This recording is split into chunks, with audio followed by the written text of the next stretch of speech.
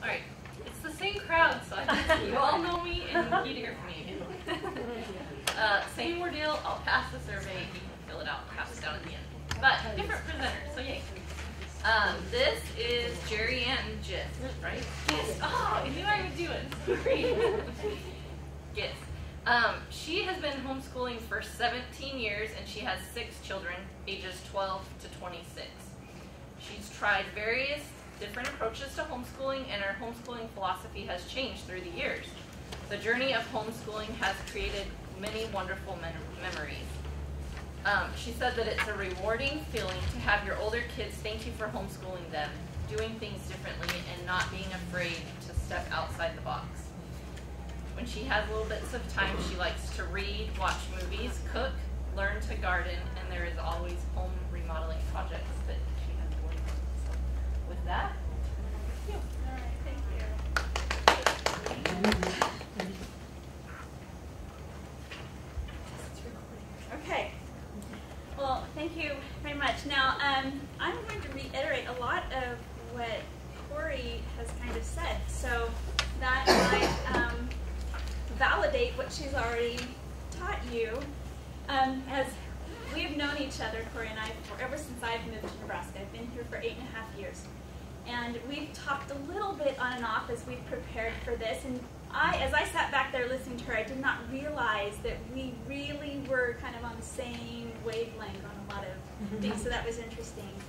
I've never spoken at a homeschool conference before and got an entire hour just to talk about homeschooling. So that part has been very exciting for me, just to think about that and get prepared for that. And my topic that they gave me is just to talk about your favorite things. I'm like, okay, I can do that. I can just talk to you about my favorite things. And in that process, I've asked my kids, so, looking back, what are some of your favorite things? And that has been very interesting. They haven't always said what I thought they would say.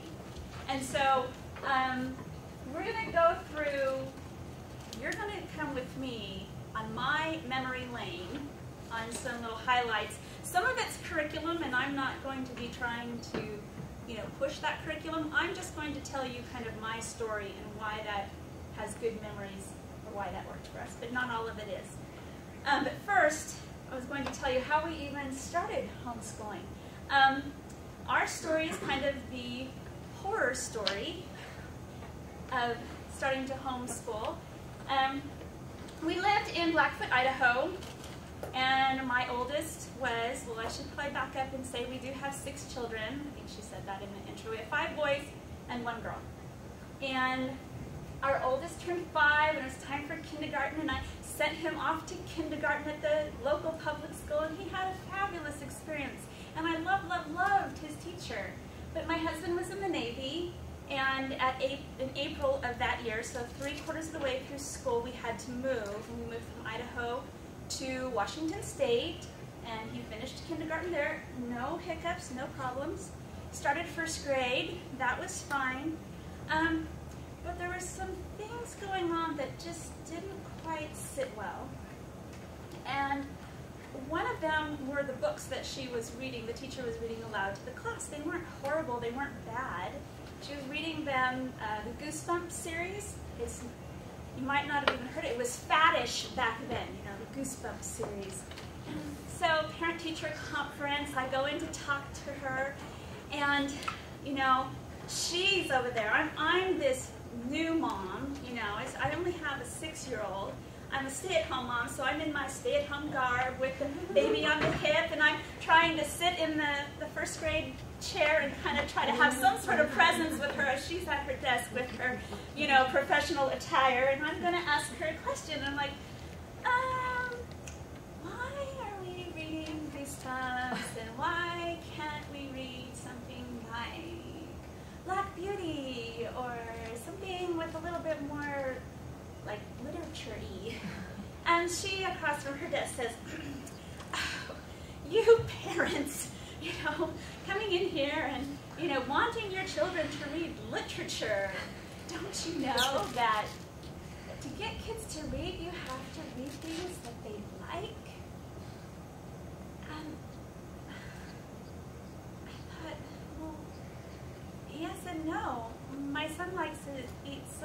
chips, but that's not all I feed him. You know, if I want him to like raw vegetables, I just keep giving it to him. Eventually, he's going to find one he likes. And that's what I thought about books also. And so, not a huge hiccup. It wasn't enough for me to think radically about taking him out of school, but that kind of set the tone for me having, watching what was going on a little bit more. Fast forward to about March, April of that year, and my husband had been out. We were on a sea duty, so he was home for 3 months and gone for 3 months, and home and gone. And during this period of time, he was gone. So I was being single parent. And quite suddenly, my son starts just acting incredibly rebellious. And he starts refusing to go to church, refusing to have prayer, refusing to have scripture study, family prayer, anything related to the gospel at all. And he is 7. And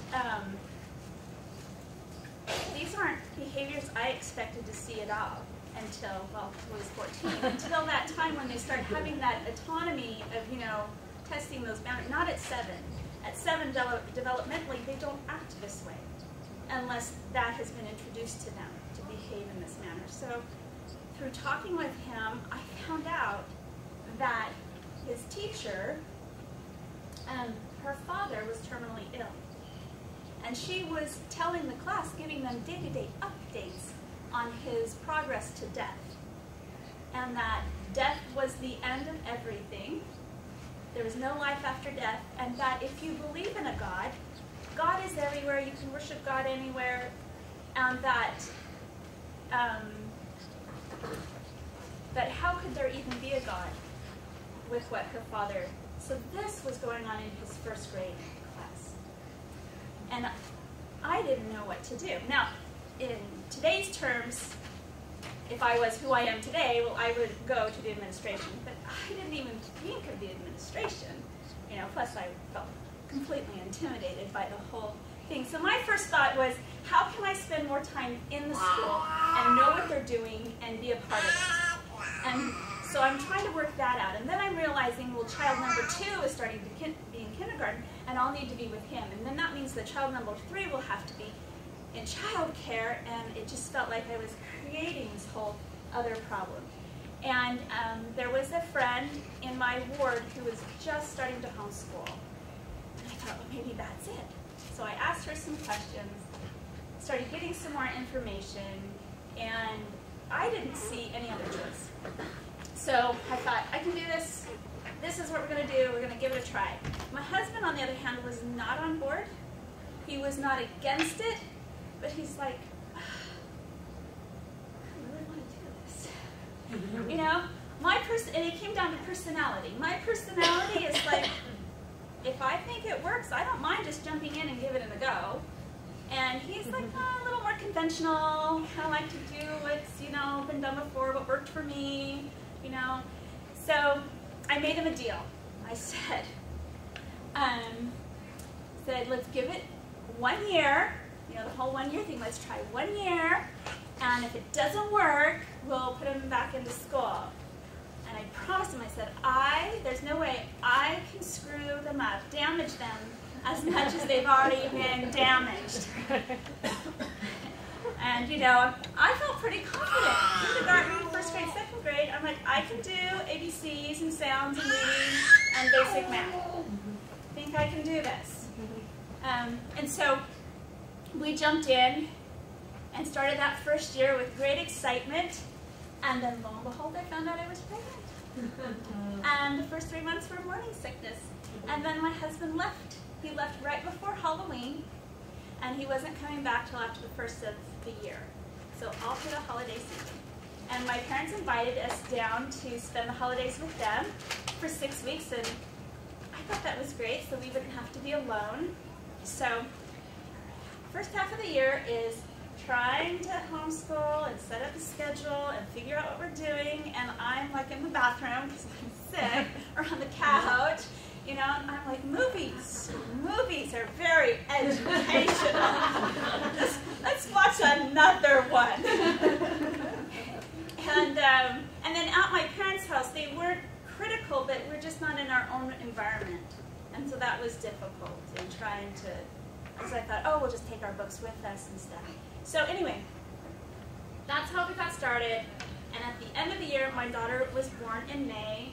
So that kind of just wrapped up the whole year, daughter being born. And I just felt like it was a complete failure.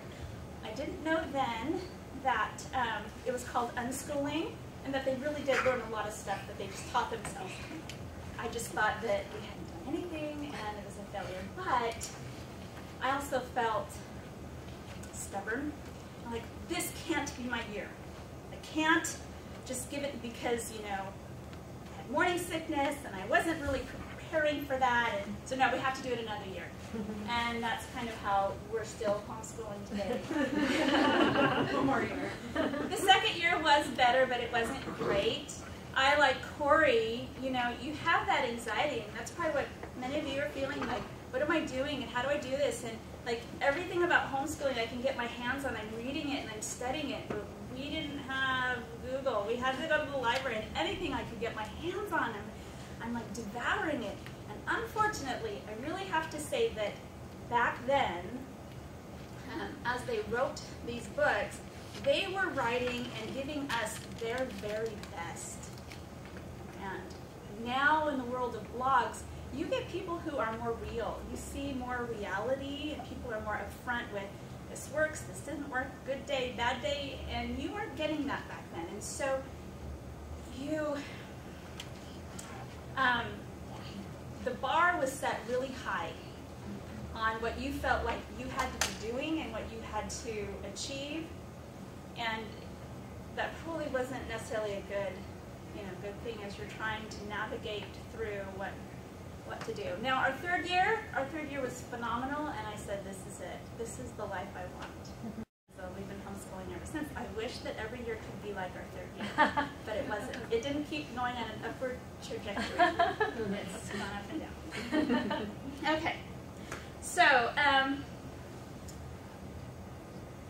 with my husband in the Navy, it was really nice that we homeschooled because they got 30 days leave when they pulled into port, but that could have been at any time. So we had that flexibility that Corey talked about. I've also homeschooled in 3 states, Washington, Kansas, and Nebraska, without any problem.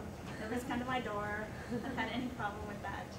Okay, so if you guys have any questions for me as we kind of go through this, you don't have to wait to the end. You can interrupt me at any time. Oh, I don't want to do that yet. Which is kind of more my comfort zone because I am in teaching the youth. I enjoy teaching at some co-ops that we're involved with, and they do not wait at the end. They are really, in fact, they don't even raise their hand. No. Okay, so here's some things I learned along the way that I thought were very interesting of what you heard last hour. There is no right way to homeschool, and I'm going to go ahead and say that again because that is something no one told me. As I read all those books that I got out of the library, everyone was so positive that their way worked, and it would work for everybody. And if you didn't do their way, or it didn't work for you, well, I don't know, made me feel like something's wrong with me, you know? And so it took a good 9 years to finally figure out there is no right way to homeschool, but there is my way, and that works for me. Things that I have tried, and I've learned a lot from, is I've tried Charlotte Mason, I've tried Thomas Jefferson Education, and the Well-Trained Mind. And all of those I don't necessarily stick to exclusively anymore. I've learned things from them, but now I've created my own mold. I've learned that, or what I experienced in trying them, is that it felt more like me taking my family and trying to mold my family to that method instead of taking out of the method what would fit my family. And so that is what I have learned. About 9 years ago, I was kind of so frustrated with reading, and basically trying to find that one right thing, that I just kind of shut everything off. I no longer read anything else about homeschool. I didn't read any more about curriculum. I said enough. I've done this for 9 years. I've got to know something about what I'm doing at this point. And I decided to take some advice that I'd heard before and just build my curriculum with the Lord. Just my knees and prayer, and build my curriculum with the Lord. And I've been much happier ever since. And my family, I think, has progressed better ever since. Because they also got frustrated with Mom finding the new thing and saying, okay, we're scrapping everything, whatever I taught you before. This is the new thing, and it's going to be great, and you're going to love it, and we're all going to just, thrive. And they were kind of fed up too. So that kind of wiped all of that out, kind of settled things down. And we just did what we found that worked. Okay, something else I've learned is that things are always in transition. We're always looking for that magic recipe, not only the right thing that works, but the right way to do it so everything will fall into place. And everything's in transition. I have been homeschooling for 18 years, and when people find out, so many times they're like, oh, basically what they're saying is, well, tell me what is your magic recipe? What did you find out that'll just make it all work? And in so many ways, I don't feel like I have, because I'm still homeschooling my youngest two, and I'm still figuring it out, because they are so different than my oldest two. And so every year, it's something new.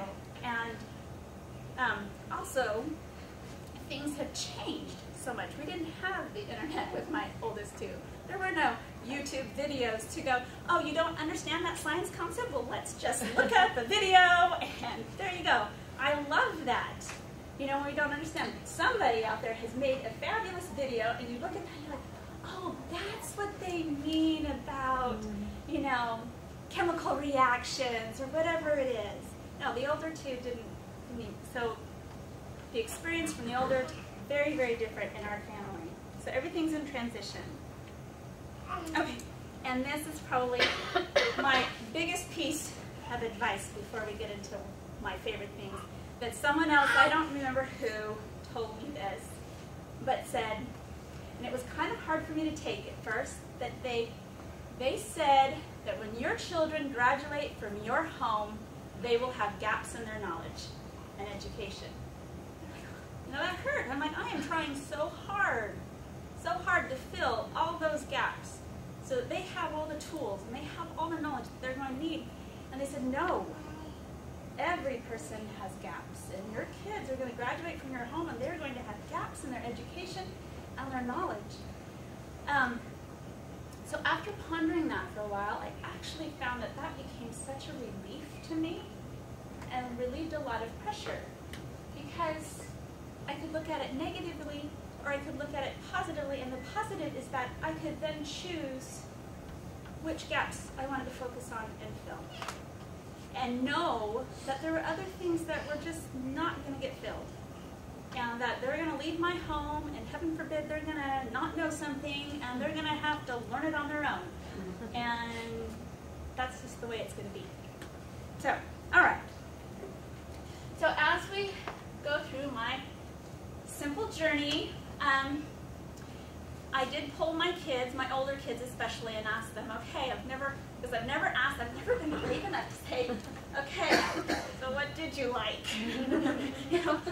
And I was very surprised at the things that they said, and I was also surprised at seeing that the things that have become our favorite things are also so simple, that they weren't complex and they weren't complicated. Even though there's so many elements of homeschooling, trying to figure out your children and what they need to learn is complicated.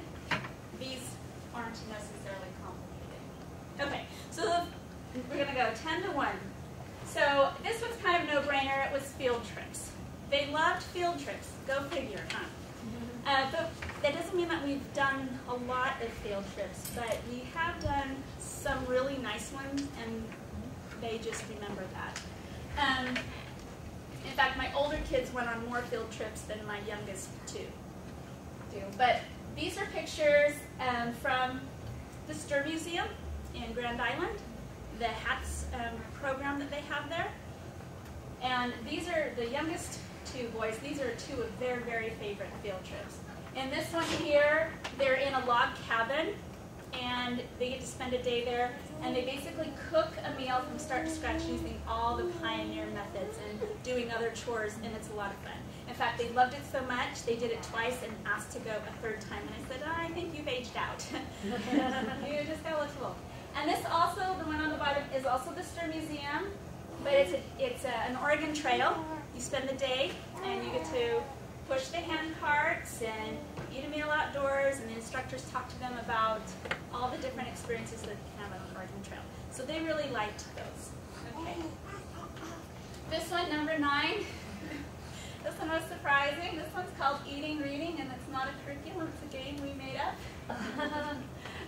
It is an egg carton, a cleaned out egg carton, and I got this idea from a friend of mine for child number 3. This was for child number 3, because child number 1 had pretty much learned to read in school through his public school exposure. Child number 2, we played a couple of games, but I think he taught himself to read, and he just read, so he was really, really easy. Child number 3, however, turned out to be like a normal child who needed progressive reading lessons, and so with him I had to figure out some things, and we found reading games that we just enjoyed. I found an old green book in the library called Learning Games for Reading, and it had been written for public school teachers, but it was making games just out of paper and 3x5 cards. And then my friend gave me this idea. So we did that together, and that's how I learned to read. And how this works, you will notice that it has hard candy in there. That was only for the picture. For this picture to put on this slide. Because I don't have any pictures of when we did it. It's the only thing I had colorful in the house. I never fed them hard candy. They would get little treats at the bottom. And the most popular treat was probably Cheerios, because we didn't buy cold cereal, and so this was really a treat for them. And it was okay with me, because it wasn't like my friend was using Skittles and M&Ms, and I'm like, I don't really want to go down that road. So we did Cheerios. So the simple thing is you just have them either say the letter or the sound, or you could do vowel combinations or consonant combinations or whatever. Or even start doing a sentence, simple words across there. And if they can say it, they take out the paper and they get the treat. Say it, they take out. Really, they loved it. So I say, school time, eating, reading. You know, we're thinking 4. You know, 4 or 5, or they were just excited. Then on test day, we put chocolate chips. Now that was just great. Do I get a test? Do I get a test? Do I get a test? And so child number 4, she looked forward to eating, reading also. And so we had same fun with her. Very, very motivational. Couldn't wait to get out eating, reading. The older kids felt gypped. I'm like, what can I do? I want. You gotta be kidding me. It's Cheerios. But anyway, you know, it's a sibling thing. Okay, but with child number 5, when we tried eating, reading, it didn't go so well. And so, like I said, everything's in transition. Eating, reading became torture, and it became awful, and it was horrible. Because months and months and months of just trying to learn the ABCs, and found out that he has dyslexia. And so eating, reading had to go away. All those other games had to go away, and we had to find what worked for him. And so I had to do all that research to figure out what's going to work for him. Now the Orem-Gilliam method is the method best for dyslexia, but it's also, if you buy their box thing, it's really expensive, and that wasn't in our budget. So I searched, and I tried lots of homemade things, doing a lot of reading, and really working with him. Because he has dyslexia, that's one of the reasons why I'm kind of bringing this up today. This worked. This All About Spelling method, and I'm not selling it. I don't get anything for telling you about it. This worked, and it was It was made by a mom who has had a child who also has dyslexia. And so, actually the picture is kind of upside down. This is the front over here. It's all about learning how to spell, and it's got your hands on tiles, so they manipulate the tiles to spell. They write with the dry erase board the words, and then they write on paper. And so they're getting lots of stimuli in learning their letters and their words. And so, while we didn't get to have fun as I thought we would with all of my kids, like I found my thing, it had to change. And child number 6 also had to go this route also with the all about spelling. And I wish, honestly, that I'd had it with all of my children, because while they read easily, they didn't spell easily. So, but it wasn't around then, so. Okay, the next thing that they brought up, favorite thing, was Story of the World. We love history as a family. It's just, I think every homeschooling family kind of has a bent. You know, some are leaning towards science, they just really get into that, or history or literature or something. We really tend to like history. And through my trying Charlotte Mason, I learned a lot about what kind of books to really look for, living books. So we were actually doing the same model that she does. We would read, we would do activities, that I would have to put together. But when this came out, this was like, you know, in a package, and I didn't have to do it. And my kids really enjoyed it. The other thing that was helpful is that because my 2 youngest were dyslexic, and I had to read everything to them, so they can do the work, they just can't read the work to get the instructions to do it.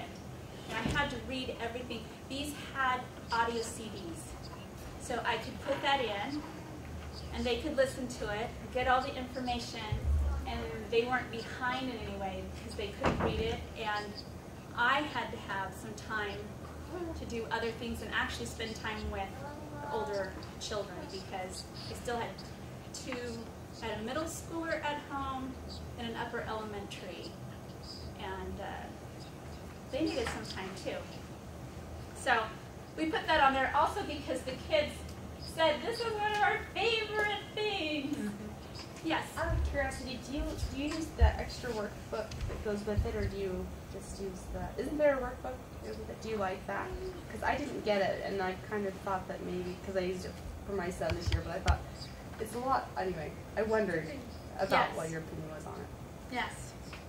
And I was going to talk a little bit more about that here. Yes, they have a workbook, and it has coloring pictures, and it has activities for every single chapter that's in there just to enhance what they're learning.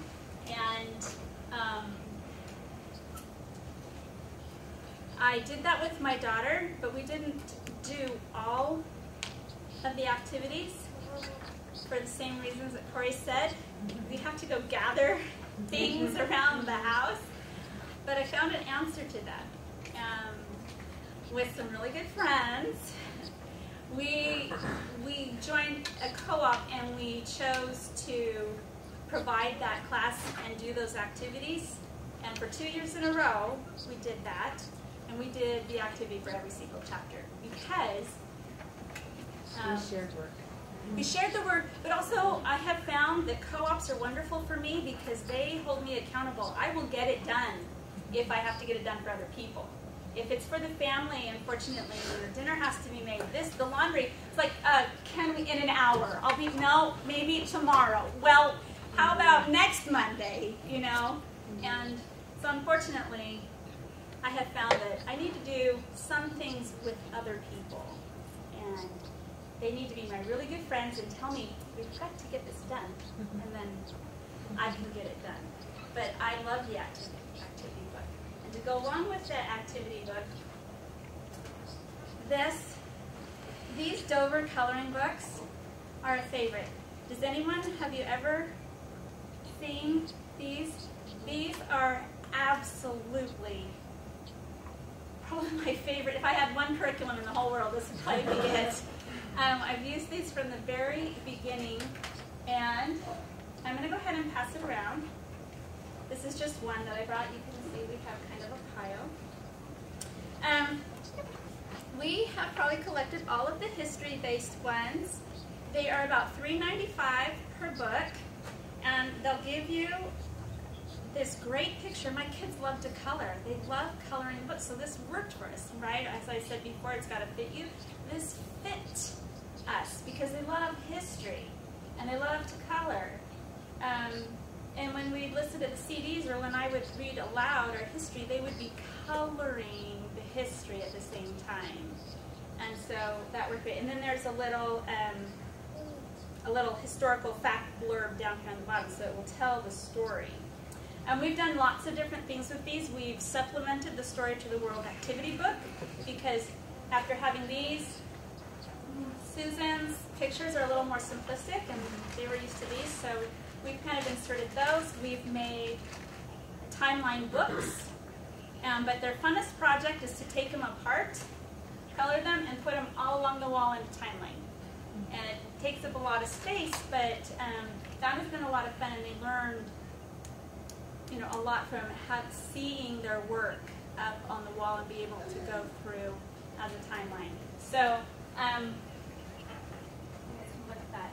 I have sold so much of the curriculum because my kids are 12 and 14 now, my youngest two. From when they were little, we don't have, but these I will never sell. Because, when my grandkids come over and we're going to color, we are going to color on, our favorite book. So, that's another favorite thing. Okay, now this next favorite thing is going to seem really probably silly, but it's dress up. This is one of their favorite things from homeschooling because they had such an interest in history, and it became kind of our family identifier, how we identified ourselves that we liked history, and our field trips tended to go to museums, and even on vacations we would go to museums, and the older kids have started to say, Mom, can we do something else? Can I go to museums? But anyway, the dress up became because they wanted to reenact what they were playing. And so when they were little, they'd start coming to me and say, Mom, they show me a picture of something, I got to make this for my uniform, and because they were trying to be as authentic as they could. And that's how they wanted to play, so that they could reenact what they were doing. And so it kind of became a tradition in our home, and a stressor for me that Halloween was the time that they got their costume for the year, the new thing. And that's what these are. These are the Vikings, and a samurai, and a Templar knight. And so they would kind of set me up for some big projects, and then that would be their costume for the year. One of my favorite memories that have to do with dress up is I was cooking dinner one day. It was a warm day, so the windows were open, and my two oldest are outside. I think the oldest was about 12, and the younger, child number 2 was about 9. And I wasn't really paying attention at first, but I kind of cluing into the conversation because it's kind of getting heated out there. You want to get out there and nip it in the bud before they fight. We don't want to have that. I could tell that child number 1 wanted to change something in the game and what they were playing, and child number 2 says, no way, because in Gettysburg in 1863, on this day at this time, that did not happen. That is not accurate. And I don't know, that was just one of the moments where, the homeschooling angels are singing down on you. You're like, oh, this is working. We are a success at something. And so that's just always stuck with me. And those two have kept a little warm debate amongst themselves over history even to this day. They don't dress up anymore, but because they're 26 and 22, 23, 23. Yes. So, but they still enjoy a good debate. All right, my next thing. Oh, wow, we're going to have to go faster. Okay.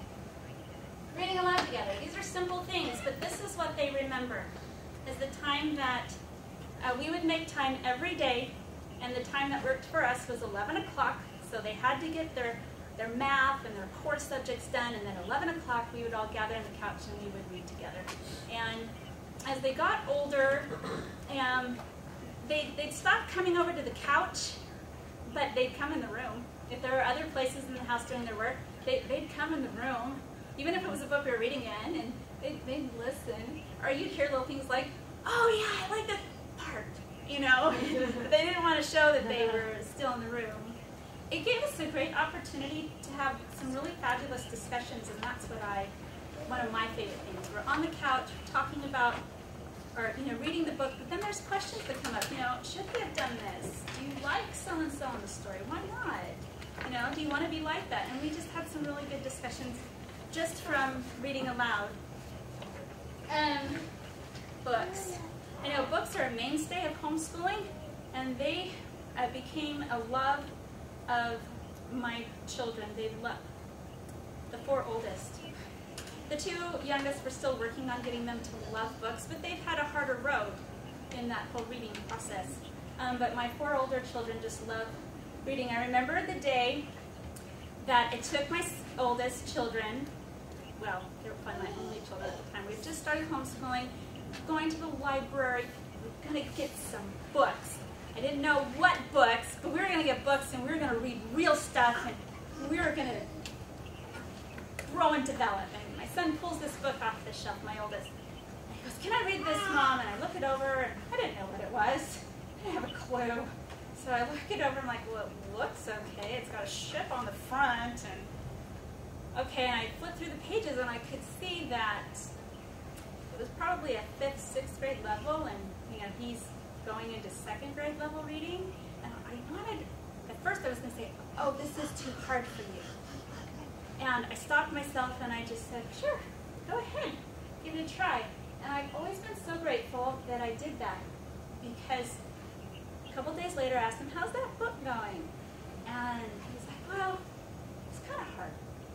Like, okay, you gonna finish it? Said, no, I don't think so. Like, okay, because it's not really interesting, but I like hard books. And I thought, wow. And he did, and he always has. Even as he's always been self-driven. I mean, I thought that, I was hoping that all my kids would kind of be, because he's always looking for the biggest, hardest book he could ever read.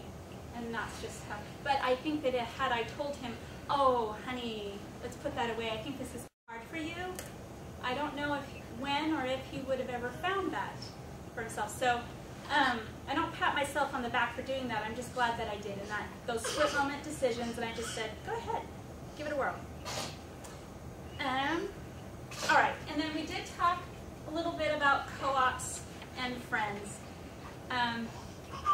Some of the best things, the most notable things that we've done has always been with other people and the support of other people, and I can't stress the need for that.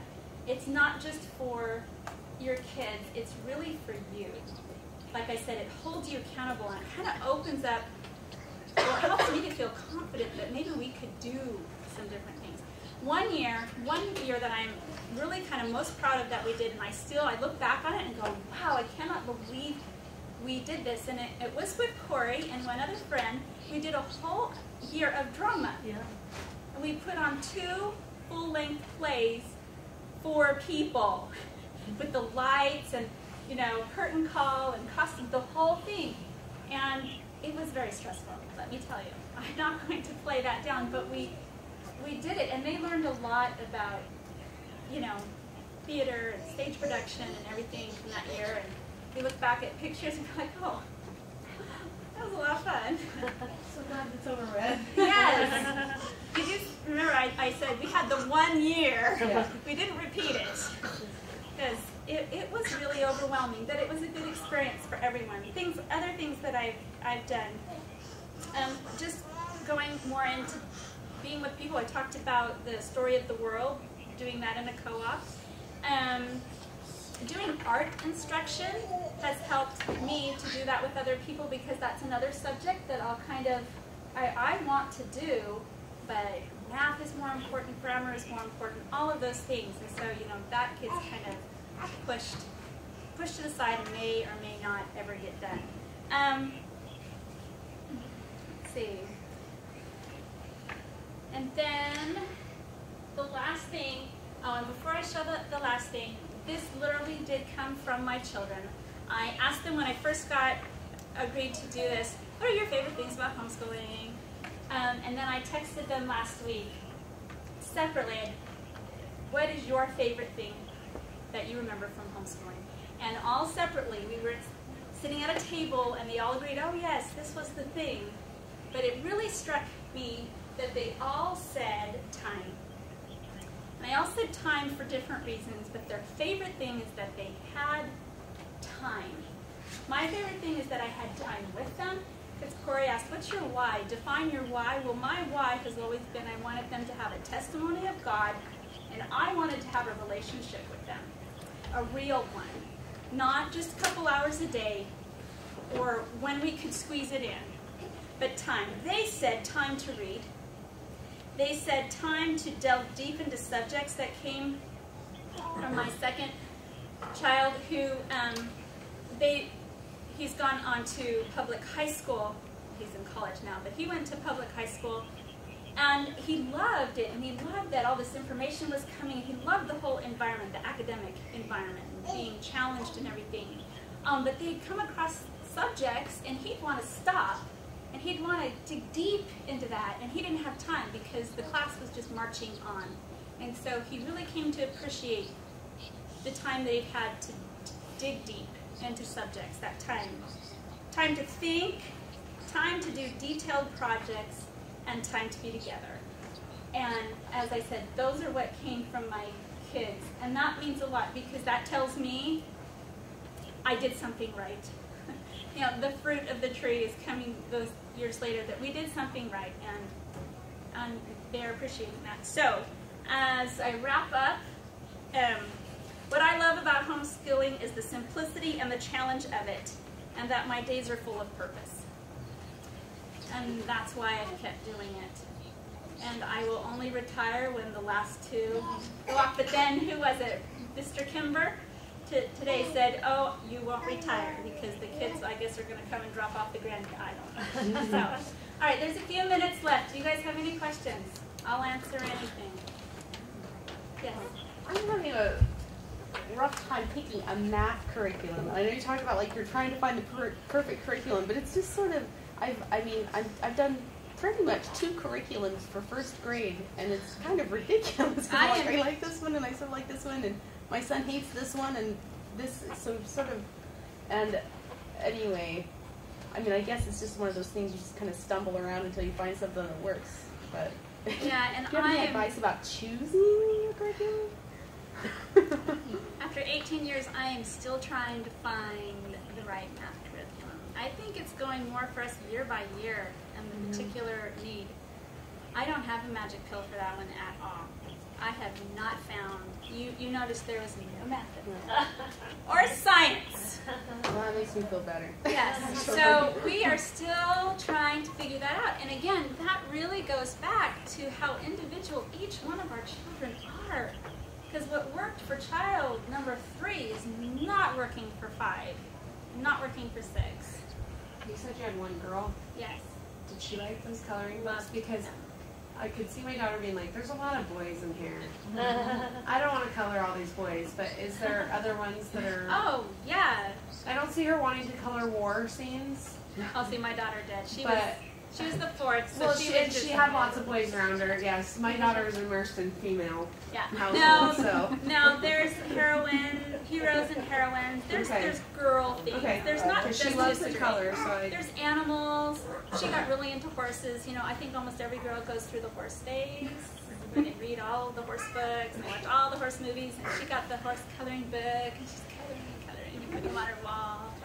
There's even botanical things, flowers, and there's just so much. We just, like I said, we as a family, we like the history, so that's kind of what we kept on to. We did an entire unit on weather. They have a weather book. Yeah, that was great. So I'm pulling my daughter out of elementary school to homeschool her because she's not done biggest struggle she has in school is she's a perfectionist.